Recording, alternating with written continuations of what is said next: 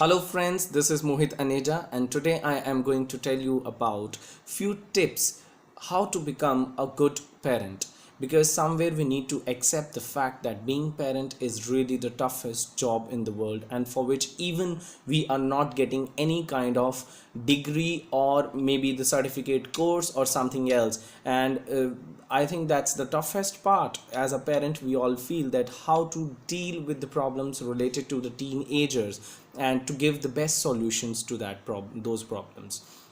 I am going to share about like almost the 7 to 8 tips today. And the first tip that I, as a parent, that we need to understand that uh, you are the parent. Somewhere that you need to understand that you are the parent, and you need to give this reminder to your child, even because this is the group, teenage is the age group where they feel that they themselves feel like they have the independent authority. They develop that identity, and they feel like that they know more than you about any of the thing. But then also that's the time that when you need to tell your child that they are the children and you are the parent. And you have to have that clarity first in your mind, and then make sure that your children know that they are the children in the family and you are the parent. Though they know the new things, though they have developed that individuality and identity, but then also they need to accept that fact that you are the parent and you will be the parent in the future even too. And after that, I believe that you need to understand that it's a second tip that I would like to give, that's which is very important according to me, is to lead with a plan. Whatever it is, either making a home, either whatever the small to large things that you have in your plan it down, because somewhere that you are working as the role model for your children. If you will start any work without planning, definitely they will follow you and they will fall down in the future in their own plans, and they will not be able to handle the situations after that once they get the failure. So somewhere that you need to lead a plan, and you need to have that plan in advance before starting or leading to any other thing. Third thing I think, which is really important, is to listen to your kid. It's really important giving time to your child to speak out the inner core out, because somewhere they are full of emotions, they are full of words, they are full of excitement. They need someone to share. So become their friend, become the one, or become the listener to their talk. If they have something, either they have or even they don't have, or even they don't want to share, be the one or giving a comfortable zone to them, that they should feel comfortable with you and they should come and speak out. Listen to them, not only hear. Like you have to have that feeling of, or maybe that sense of understanding, or maybe they should feel valued. They should feel valued, that my parent actually spent a good time just to listen to my inner things. That's important. And even to giving that realization to them that who they are, that they will able to understand once they get spend time with you. And the maximum you spend the time with your child, they'll share more, and you will build a good relationship and good rapport.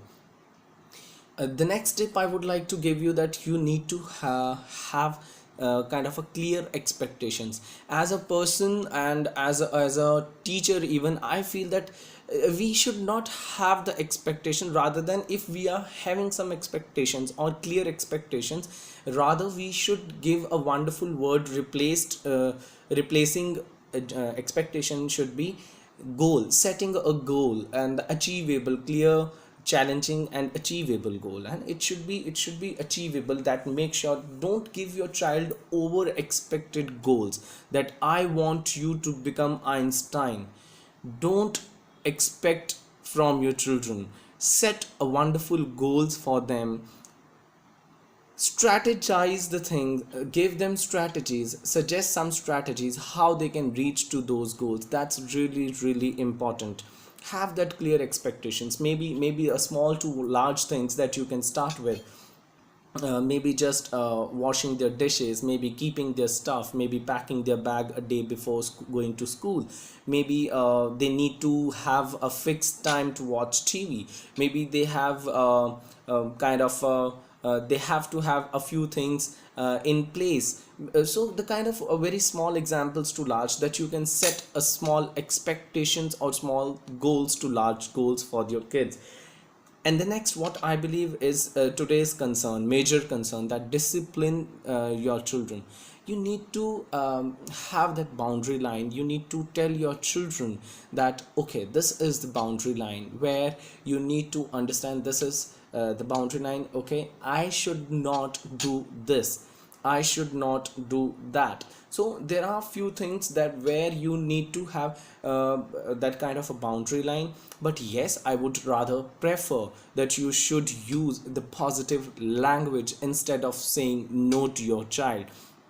For example, if you're saying, no, don't watch this, why don't you start your sentence, okay, that's great if you like this, but don't you think that we can learn more by watching that other thing?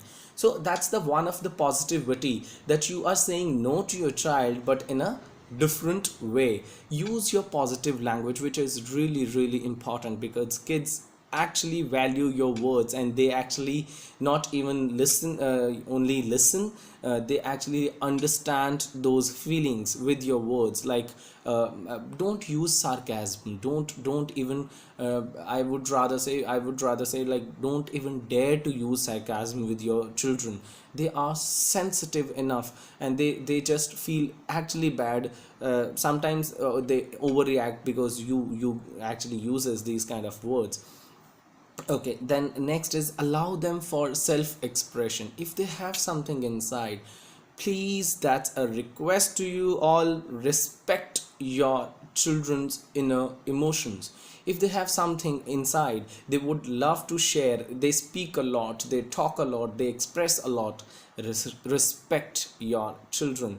If they say, like, I want to get my ear pierced down, that's perfectly fine. That you need to respect that idea, because you are building their identity. You are telling your child to build your own identity. But somewhere when we start saying no to their every point of view, they stop. That's the moment when they stop sharing things with you.